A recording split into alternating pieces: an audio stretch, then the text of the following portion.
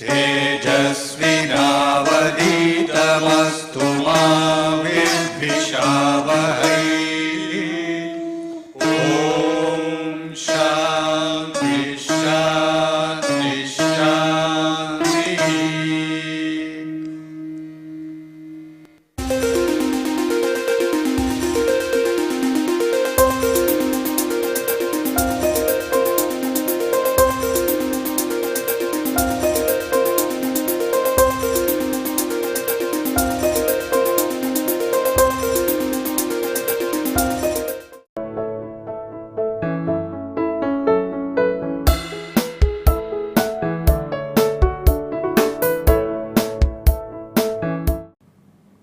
This will be the 13th lecture on our series on mechanical measurements. We have been discussing about thermometry, the measurement of temperature.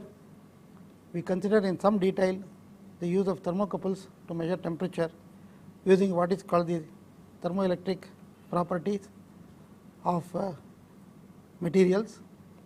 And what we will do today is to complete that discussion by taking two examples, and then I will take up the study of measurement of temperatures under various circumstances,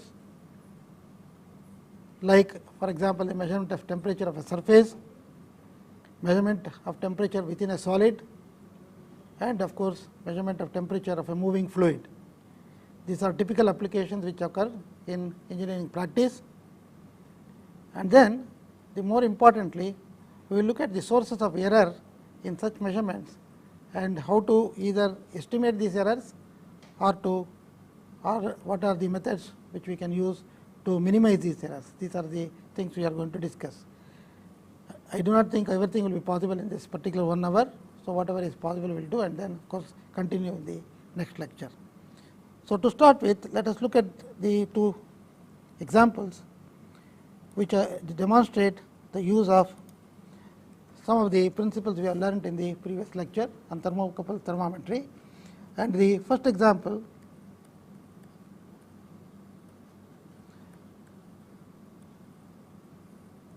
will be the measurement of temperature using a typical thermocouple circuit.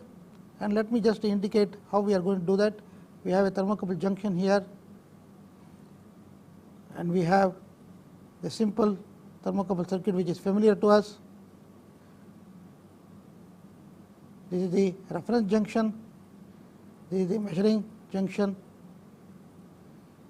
this is the positive and the negative here, again the positive, and the measurement is done across the two positive materials. So, in the first example, I have the measuring junction at 100 degrees Celsius and the reference junction TR is at 0 degrees Celsius or the ice point, and I am using K type thermocouple. So, we already know what a K type thermocouple is, and the student is expected to remember what K type means. It is a chromal aluminal thermocouple. Chromal is the positive element and the aluminal is the negative element. So, if the reference temperature is at the ice point and the junction measuring junction at 100 degrees, we can refer to either a table or we can use a polynomial which we have already indicated earlier, and obtain what is the value of voltage we would be measuring. In this case, from the table we take the value of 4.095 millivolts. So, it is a very simple example. I want to just make a small change here in this example. Instead of taking the reference at the ice point, suppose the reference is not at the ice point, but change to 30 degrees Celsius. This is the, if I say this is case A corresponding to temperature equal to 0 degrees, this will be case B where I have taken the reference junction to be at 30 degrees. So, we can use the law of intermediate temperatures. Actually, the example here is to demonstrate the use of or the application of the 3 laws we proposed in the last lecture. So, the law of the intermediate temperatures is going to be used to figure out what is going to be the output of the circuit. So, we have the following. I will just repeat the same sketch here. This is the voltage, this is Tm, Tr, which is at the room temperature instead of being the ice point now. We know from our very earlier discussion of the law of intermediate temperatures that the output now V will be output with Tm with respect to 0 degrees Celsius. That means that the voltage which would be indicated in the previous case, what we saw in the previous, minus voltage between T R and 0 degrees Celsius. In fact, again we go back to the same table which gives the thermoelectric Seebeck voltage versus temperature, and the table is with respect to 0 degrees Celsius. Therefore, I will be able to directly read these two quantities from the table, and this already has been done. This is equal to 4.095 as in the previous case, minus the corresponding to the room temperature, it is equal to 1.203 millivolts. So, the difference between these two will be 2.892 millivolts. That means, if we do not have the reference at the ice point, but the reference is maintained at the room temperature, the output of the circuit is actually less than in the case where the reference is at the ice point. So, another way of looking at the result is we will be measuring 2.892. To this we have to add 1.2303 to get 4.095. Corresponding to 4.095 from the table I will be reading 100 degrees. So, it is in the reverse order. Okay, this is an example which shows how to use the law of intermediate temperatures. Let me take another example which is slightly more interesting. What has been done is we have, again we are using the K type thermocouple. The following circuit has been made. This is the second example for today. So, we have the measuring junction at 500 degrees,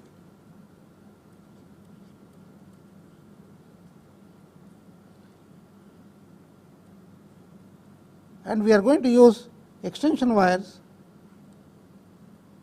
to connect it to the outside.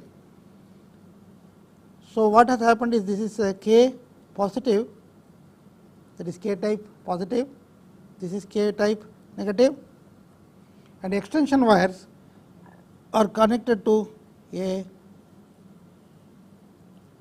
block junction box. We have already discussed the use of a junction box, which is maintained at 40 degrees centigrade. And what happened is, by mistake, negative element has been connected to the positive terminal and the positive element to the negative terminal, and I am measuring the output here. This is the ice point,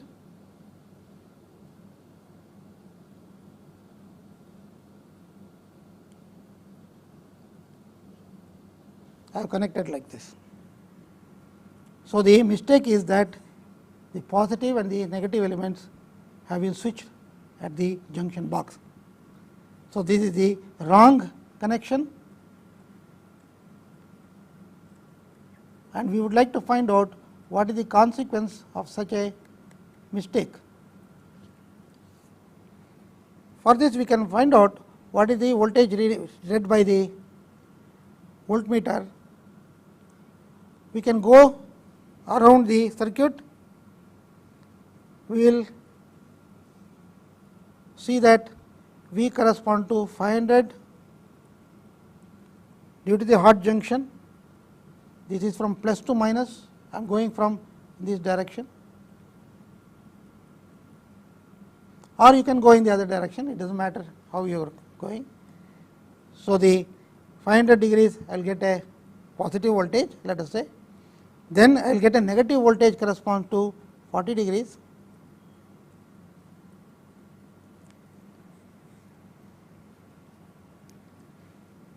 So, actually I am going the other way.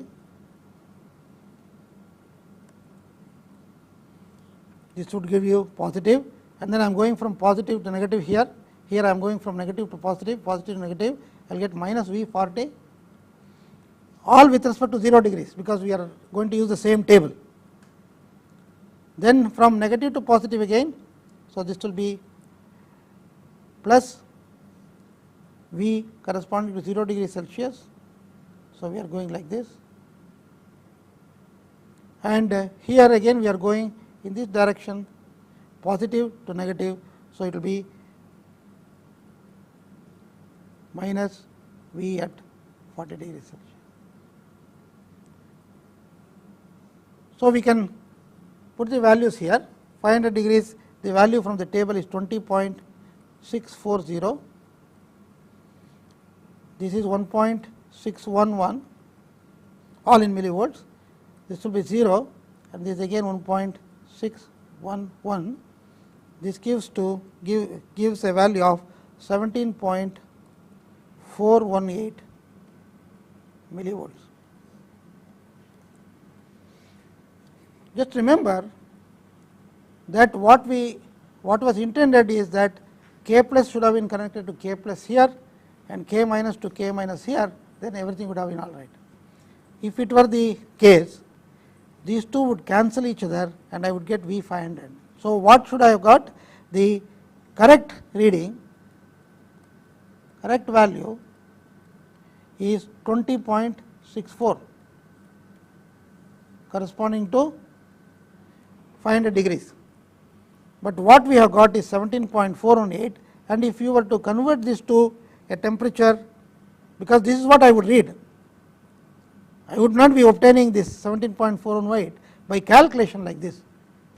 What I would get is directly the reading from the voltmeter. This would be the reading, and if I convert this reading to the temperature, it will correspond to 424.2 degrees Celsius. What we wanted to measure is 500, and what we are inferring is 424. So, you see that there is a very large error. So, if I were to connect it properly,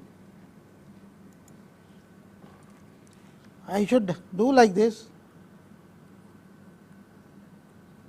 This is K plus, this is K minus, this is at 500 degrees Celsius, and this is the junction box which may be at 40 degrees.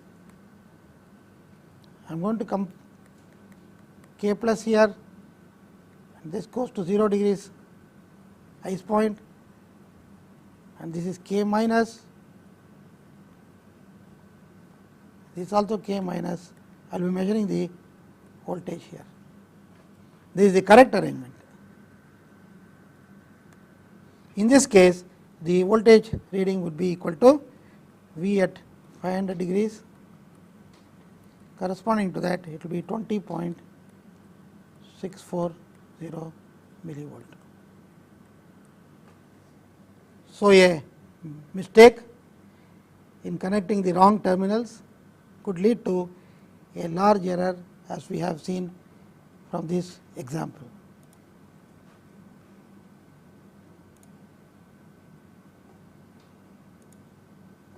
You saw the large error, 500, 424, almost 75 degrees or 76 degrees error is there.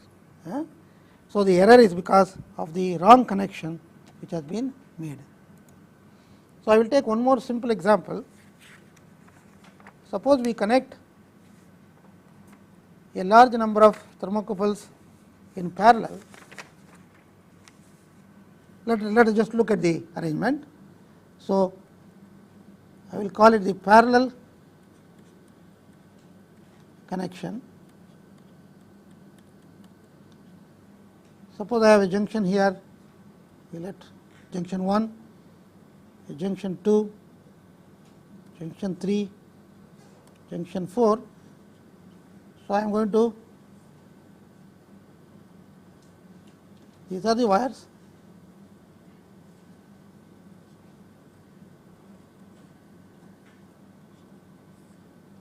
I have taken 4 junctions. I am going to connect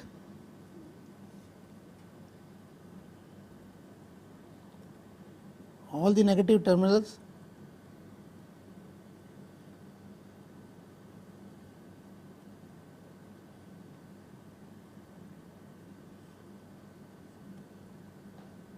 all the positives and all the negatives I have connected. So, I am going to measure the output across this. So, I have the, if you see here what is happening, suppose this is the temperature T1, this is the temperature T2, this is temperature T3, this is temperature T4. The output is now not the output from a single thermocouple, but it is something which is going to be due to all the 4 thermocouples are connected to the terminals plus or minus now in parallel. If the temperatures are all the same, if T1 equal to T2 equal to T3 equal to T4, I will simply get the value of one of those temperatures, T1 or the T2 or the T3 or the T4. However, if one of them is bigger than the other and so on, because these, now you can see, for example, this makes a circuit, there is actually circuits now, it is in fact not open circuit like we would like to have. A thermocouple is used in the open circuit mode, but here they are following some loops. You can see that there are some loops formed, and because of that currents will flow, and therefore, what will happen is that the output voltage will be only one value, which will correspond to the mean value of the temperature, mean of the 4 temperatures. Because the currents are going to flow, it will be equivalent to whatever we are going to measure is equal to the mean of the 4 temperatures. Sometimes T1, T2, T3, T4 may be temperatures at 4 different points within a material, and I would like to find out what is the average temperature in the material. Of course, these may be very close to each other. T1 may be 30 degrees, T2 may be 31, T3 may be 29, and T4 may be 28, and so on. So, what will happen is, if I connect like this, I will get directly the average temperatures averaged over the 4 thermocouples. In this case, it can be more or less than this. This is not like the case where we had. In the other case earlier, we had a thermopile where they were all connected in series, and in that case the voltages were adding. Here the voltages are all going to average out. So, the voltage averaging means the temperature which is going to be indicated is the average of the 4 temperatures.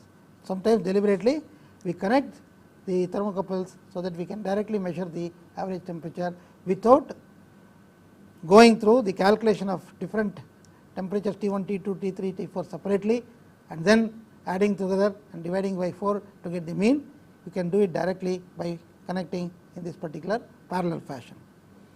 So, with these examples, I will go back to the slides where we were talking about the things we are going to cover in the present lecture.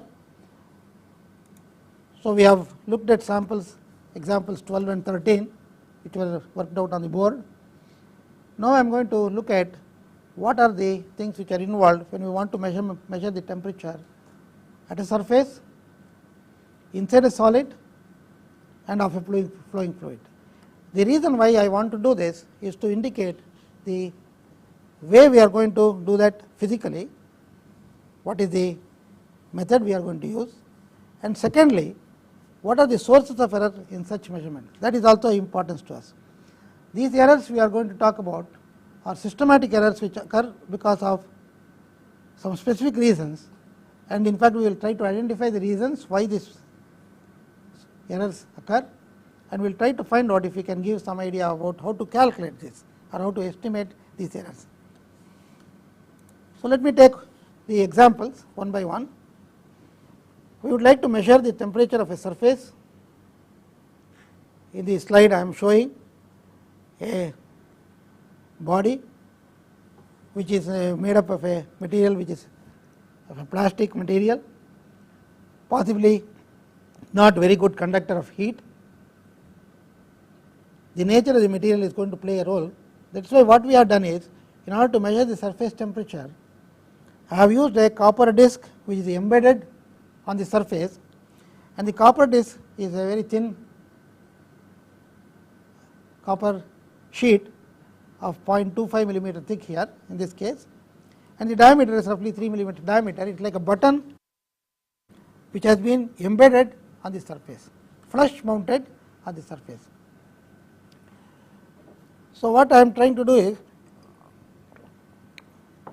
to measure, instead of measuring the temperature of the plastic model wall, I have just introduced a button which is going to be the object whose temperature I am going to measure. And I have an embedded thermocouple which is introduced from the bottom, as you can see here. So, I have the thermocouple coming here, and possibly inside this copper disc I can make a small hole and embed the thermocouple junction inside the hole, and the thermocouple is taken out from the bottom, and the junction is somewhere within the copper disc. And because the copper disc or the copper material has got a very high thermal conductivity, it is possible or it is expected that the temperature is more or less uniform throughout the copper button or copper disc. A second point with respect to this copper disc is, suppose we have a fluid which is flowing over the surface, a fluid is flowing over the surface on the top here.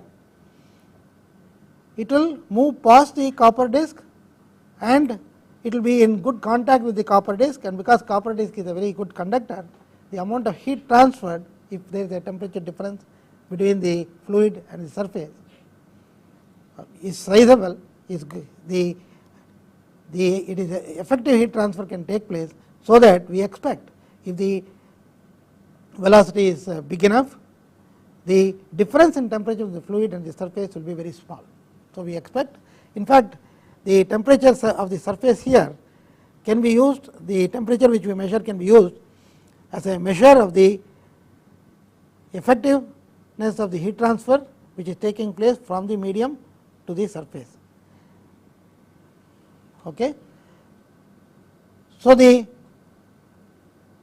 copper disc is getting heated from the top if the temperature of the fluid is different from the temperature of the surface, and possibly there can be some amount of heat loss due to the thermocouple which is connected to the bottom.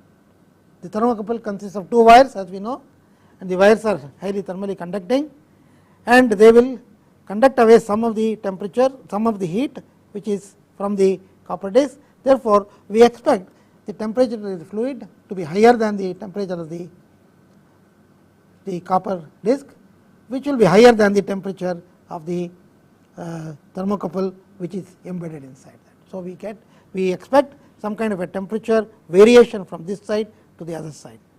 In fact, the error in the temperature measured in this particular case can be calculated based on some of the thermal quantities. We will take it up a little later, we will give the appropriate formula. It will what are the variables which will play an important role? The surface area of the copper disc will play an important role, and the larger the surface area of the copper disc, the better is the heat transfer from the fluid to the copper disc, and therefore, you can reduce the error by having a large copper disc here and by using very thin wires for the thermocouple which is attached to the bottom. The second example I am going to take is the temperature measurement within a solid by using a thermocouple. So, the solid material is shown here at the bottom, and the way it the temperature is going to be measured is by using a thermocouple which is inserted into a blind hole. So, I have a long blind hole, a deep blind hole whose length is L, and the thermocouple is embedded up to that depth. The thermocouple is actually here at the bottom of this well, and between the thermocouple and the side walls of the drilled hole, I can use some kind of a packing material which is a good thermal conductor. So, we can use some material which conducts heat effectively, so that there is a good thermal contact between the thermocouple and the walls of the hole drilled into the material. So, we will see how it is going to affect the measurement of temperature. And of course, the lead wire has to be taken out, there is no other go. The thermocouple is taken out and it is probably exposed to an ambient at T infinity, that is shown here, and maybe some amount of convective heat transfer is taking place between the outside of the lead wire and the ambient. Some of you have done your course in heat transfer earlier would be able to follow some of the arguments, and others who do not have a background in heat transfer may have to wait till a later stage when you study heat transfer to understand some of the things which we are going to talk about. What I will do here is to give the basic ideas without bringing in too much of mathematics, and then finally I will give simply without proof some of the results which can be used to calculate some of these errors. So, the idea is just to give a physical background about the heat transfer phenomena which is taking place, find out what are the appropriate formulae and stop there. We will not go ahead and discuss how to derive these formulae. We will just use a very user approach instead of using the approach of somebody who wants to learn about in detail. We will just we would like to get a working knowledge of how to calculate these errors instead of going deep into the subject itself. So, the lead wire is outside, and it may be connected to a voltmeter far away, and the heat transfer or heat transfer through this lead wire can be modeled, which I will take up little later. And therefore, what will happen again is, if the temperature of the solid is Ts, which let us say is greater than T infinity, it is Ts is greater than T infinity. Of course, if Ts is less than T infinity, everything will be, all the heat transfer will be in the other opposite direction, whatever we are talking about. So, solid is Ts, I want to measure the temperature of the solid, but when I embed the thermocouple and put it here, I am going to measure the temperature indicated by thermocouple, which if there is a heat loss from the thermocouple through the thermocouple, it means that Tt will be less than Ts. Tt will be less than Ts. So, the difference between Ts and Tt is in fact the systematic error in the measurement in this particular installation. So, now if you look at this sketch, I have drawn a deep hole and used some material of high thermal conductivity, so that there will be good thermal contact between the solid and the wire which is, or the thermocouple wire which is going through the hole, so that the temperature difference between Ts and Tt I want to make it as small as possible. This can be done by the following. One is have a very good thermal contact between the cable and the hole which is drilled into the solid, number one. Number two, have a very deep hole L, very large compared to the diameter of the wire. If you do that, you can actually reduce the temperature error Ts minus Tt. If indeed it is possible to send it to a very long hole, a very deep hole, then you may even be able to eliminate the difference between Ts and Tt. And also see to it that the outside it is not exposed to a very high heat transfer coefficient, because that is also not good for this. So, there are three temperatures I have shown here, Ts, Tt, and there is the T00, which is the temperature at this plane where the thermocouple is just coming out, and this temperature will be less than Tt, T00 will be less than Tt, Tt will be less than Ts, and T infinity will be again less than T00. Therefore, there is heat transfer coming from the solid, entering through the sides of the hole, going through the thermocouple, and again eventually going into the ambient. So, whenever you have heat transfer taking place from a region of high temperature to low temperature, there will be gradients, and these gradients manifest as a error, because what I am going to measure is Tt, which is what is going to be indicated by the thermocouple voltage which I measure. Therefore, Ts minus Tt will be the error in the temperature in this particular installation. The next case is the case of measuring the temperature of a fluid which is flowing inside a duct or a pipe or a tube. Many times what happens is that we do not want to have a direct contact between the thermal sensor, a thermocouple, or any other temperature sensor and the fluid which is flowing inside. A typical example could be a tube or a pipe carrying steam at high pressure. We would not like to have any direct contact between the steam and the thermocouple material. We would like to have no leakages whatsoever. Therefore, necessarily we will have to introduce what is called a thermometer well. Thermometer well is something like what is shown here, a well.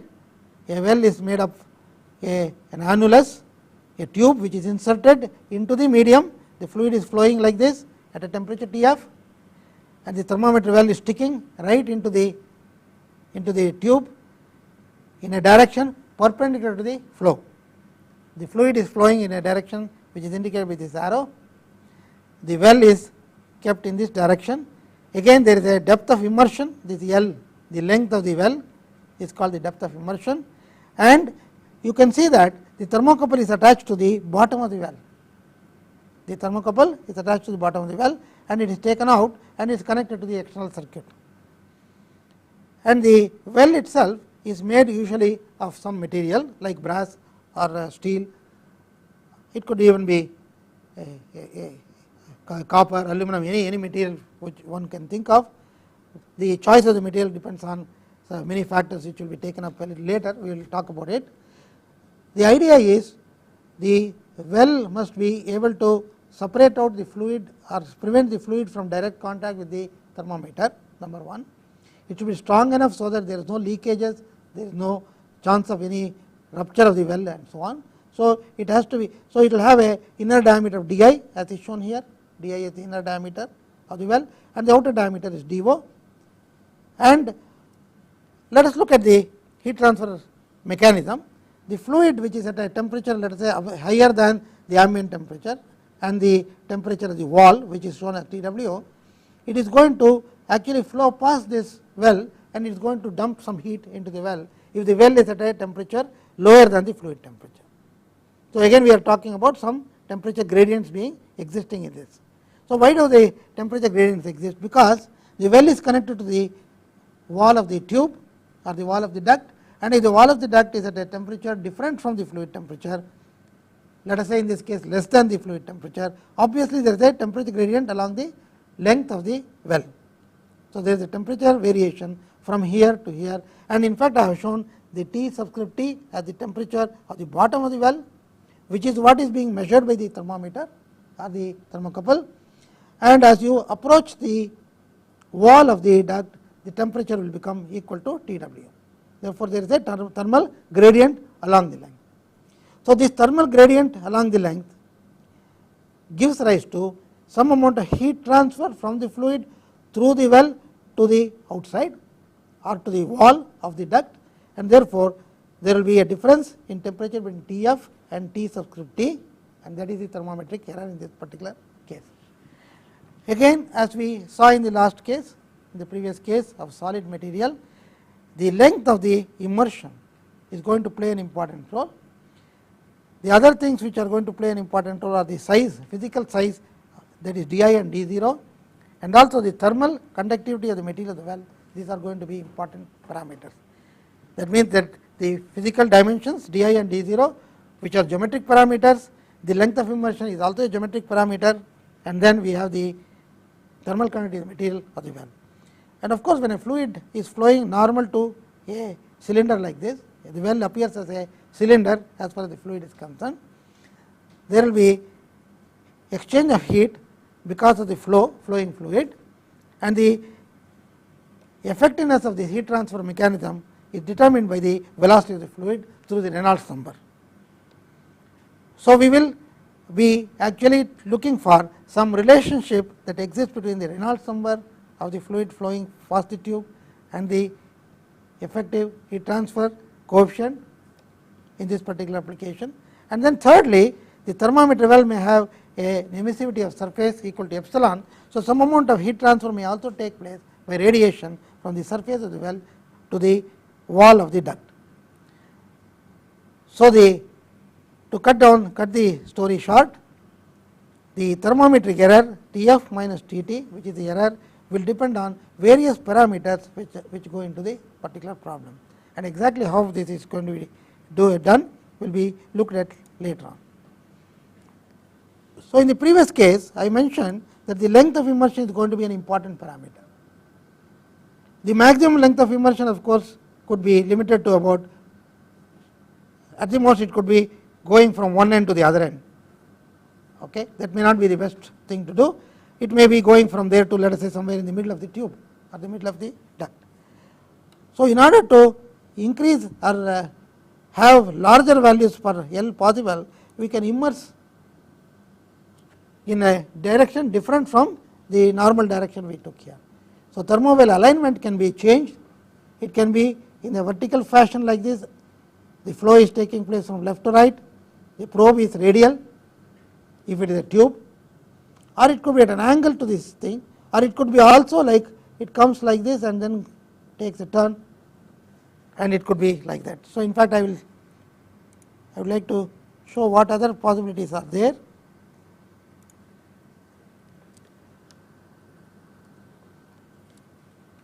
So, you have the tube which is carrying the fluid, whose temperature I would like to measure. I can actually make the probe like this. That means that the length of the probe effectively is this length. So, if I make it long in this direction and then with a 90-degree bend here, so the output is going to be measured there. This is connected to the voltmeter, and I have a very long length. Okay. So, the length of the immersion is an important parameter which is going to be playing an important role in determining the size of the error, and therefore, there is one thing which we are going to look at. The next thing, actually we have shown a probe in that particular fashion. Here I am looking at shielding to reduce the amount of radiation which takes place from the thermocouple or the probe to the walls. In this case, suppose the fluid is at a high temperature, the wall is at a temperature lower than the Tf. If I have the bare thermocouple or the probe alone without the shield which is shown here, the temperature of the probe will be intermediate between Tf and Tw, such that the amount of heat transfer from the fluid to the probe, if it is equal to the heat transfer from the probe to the wall, that will be the equilibrium condition, and the temperature of the probe will take up such a value that this equilibrium is achieved. Okay. Suppose the temperature is high enough that radiation is important, and if you remember, radiation is proportional to the fourth power of temperature. If I surround this probe with a shield which is usually a metallic cylinder which is made of highly polished material, so that it has got a low emissivity, the probe is not in direct view of the wall. It is actually going to view only the shield, and therefore, it is going to have heat transfer. The heat transfer is going to take place from the probe to the shield, and the shield outside will of course have heat transfer taking place to the walls of the duct, which is at a lower value.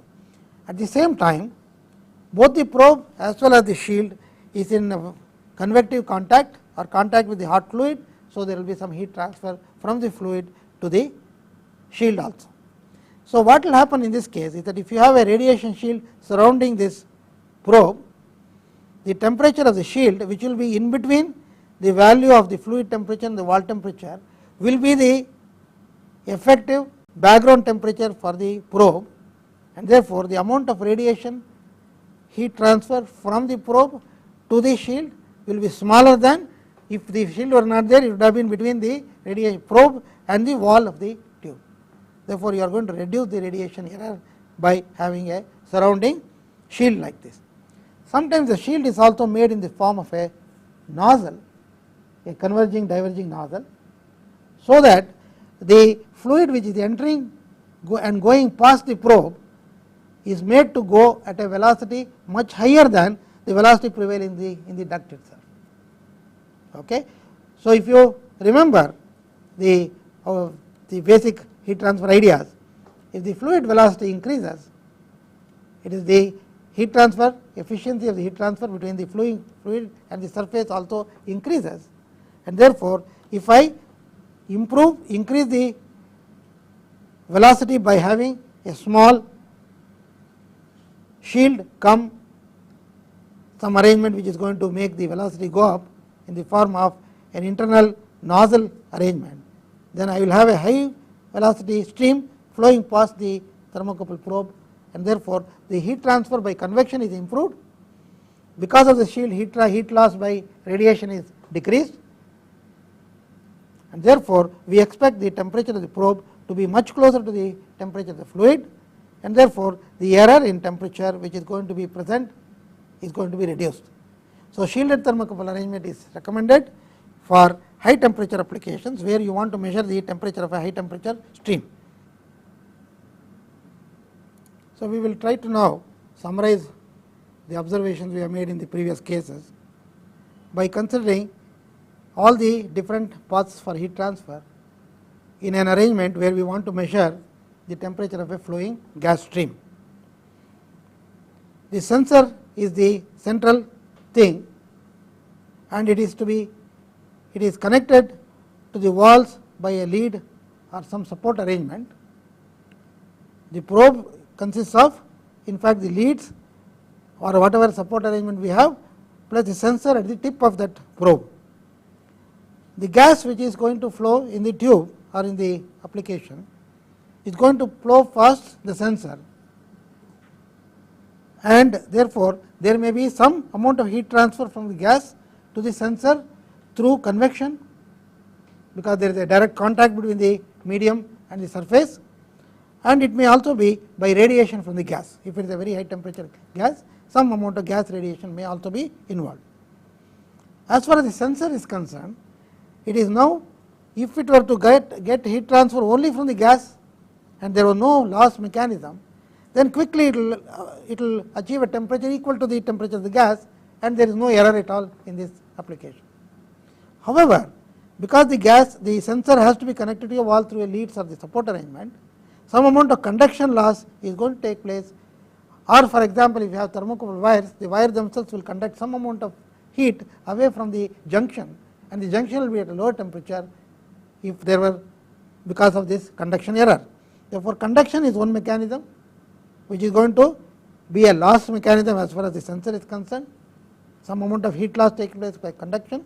Then again it may be in viewing some surfaces which are cool or cold compared to the gas temperature. Therefore, some amount of radiation loss may take place, and in fact, as I have shown here, some amount of conduction heat transfer may take place to the leads, and the leads themselves may lose heat by radiation to the surroundings. And again, of course, there is convection directly from the gas also to the leads, because leads are also in contact with the leads or support is also in contact with the gas which is flowing. Therefore, the error in the measurement of the temperature, which is a specific or systematic error, will depend on the effectiveness of the heat transfer mechanism between the gas and the sensor as compared to the effectiveness of the heat transfer mechanisms from the sensor to all the other things with which it is in physical contact. So, the equilibration or equilibrium will be achieved when the amount of heat transferred from the gas to the sensor is exactly balanced by the heat losses through various means, the conduction error, the radiation error, and so on. So, a calculation of the errors will require an understanding of these phenomena and these processes which are going to take place, and therefore, we can identify the sources of errors in temperature measurement as I have done here.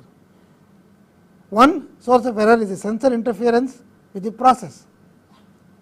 That means that because we have put a probe into the stream whose temperature I want to measure, some heat transfer process is going to take place. In this case, for example, conduction error in surface temperature measurement, for example, conduction through the lead wires of the thermocouple attached to the back of that copper stub. That copper button had a thermocouple which was attached to the bottom, and the wires could take away some heat by conduction from the surface. So, conduction error in surface temperature measurement is one example where a sensor interferes with the process by actually taking away some heat. In some cases, sensor may interfere with the process as well as other environments. This is where the radiation error comes into the picture. It takes away heat by conduction possibly, and then it loses heat by radiation also. Therefore, radiation error is a typical example where there is a interference between the process as well as other modes of heat transfer. That means other environments means other modes of heat transfer. While measuring temperatures of moving fluids, convection and conduction processes interact, and therefore, they lead to the systematic error. In case of high speed flow, which is involved in aerospace applications, viscous dissipation effects may also be important. That means that the conversion of kinetic energy of fluid to internal energy, and when kinetic energy is converted to internal energy because of viscous forces, the temperature will go up. The fluid will actually heat up very close to the probe, because the probe is in a region where the boundary layer is going to be present right next to the probe, and the high speed flow is going to decelerate right next to the flow, next to the surface, and because of large velocity gradients which are present near the probe surface, there may be significant amount of heating. So, in high speed applications, this may be a very important error which has to be taken into account. But in normal practice, for example, air conditioned ducts carrying conditioned air, or hot water application where you have hot water flowing through a fluid through a tube, in a heat exchanger application, for example, these viscous effects are not important, and we may be only involved in accounting for convection and conduction errors, and to some extent maybe radiation errors in some extreme cases.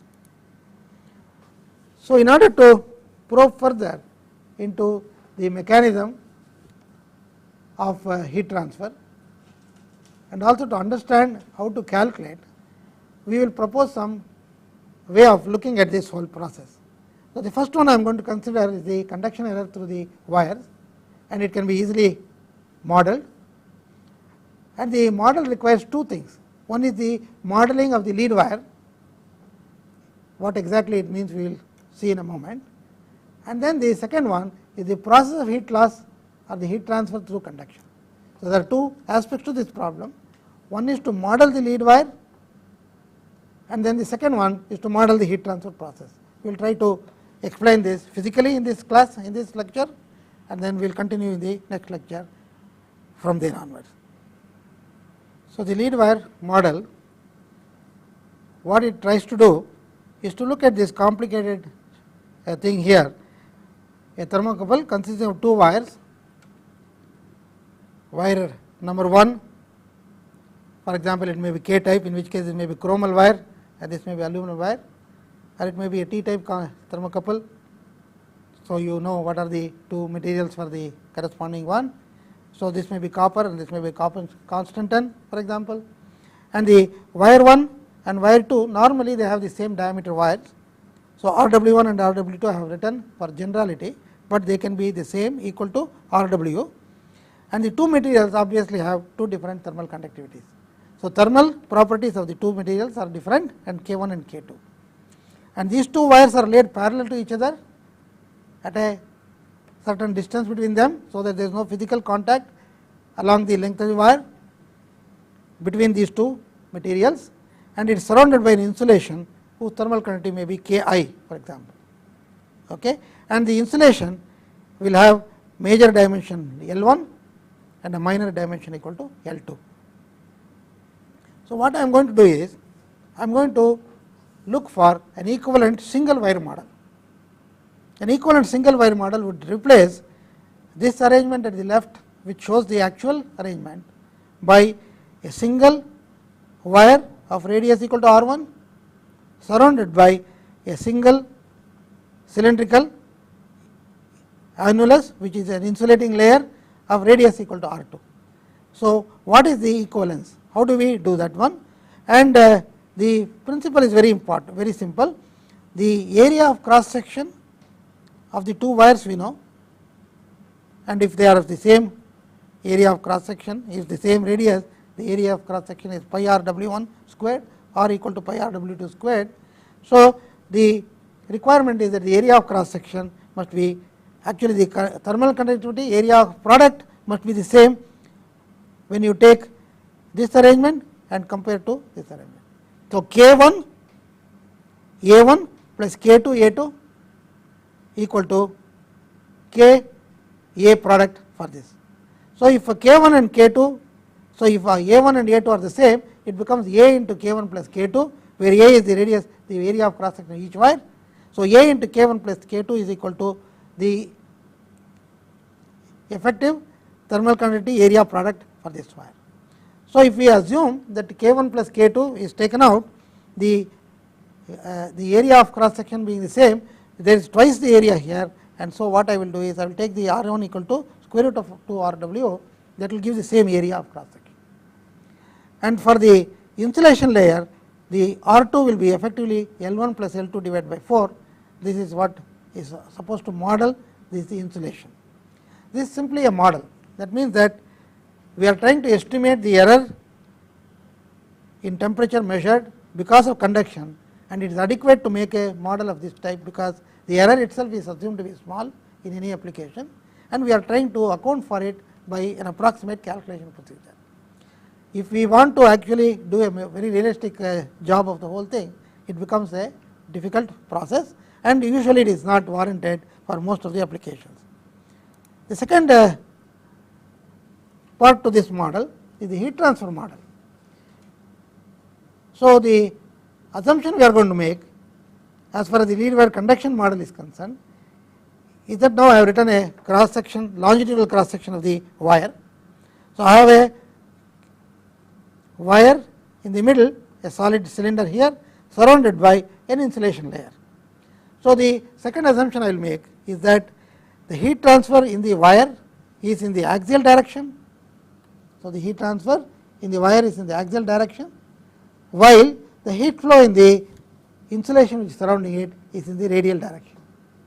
The reason why this kind of an assumption is valid or acceptable is that the thermal conductivity of the material of the wire is usually very high compared to the thermal conductivity of the material of the insulation, and therefore, the heat transfer axial direction in the wire is much more significant compared to heat transfer in the axial direction in the insulation layer. Therefore, I can ignore the heat transfer in the axial direction in the insulation and assume only heat transfer in the radial direction. That is because the temperature of the wire is different from the ambient, and the heat transfer in the radial direction is due to heat transfer through this insulation layer plus heat transfer from the surface due to convection from the surface to the ambient. And in fact, what we will do, which we will show in the next lecture, is to look at an effective resistance to heat transfer from the surface of the wire to the ambient. So, we will model the heat transfer in the lead wire or heat conduction in the lead wire by axial conduction in the wire, followed by a radial conduction in the insulation layer. So, the analysis which we are going to present in the next lecture, because there is not enough time in this lecture, will be to model the heat transfer which is essentially axial in the wire and radial in the insulation by an one dimensional analysis. This one dimensional analysis is similar to the fin analysis which is made in heat transfer applications, and therefore, what we will do is we will not give all the mathematical details, we will directly borrow the results from fin theory or fin equation model, and we will just show how the thermometric error due to the conduction in the lead wires can be modeled easily by fin analysis. So, we will borrow the results from heat transfer theory and then we will try to use it and probably demonstrate it by taking a simple example. Thank you.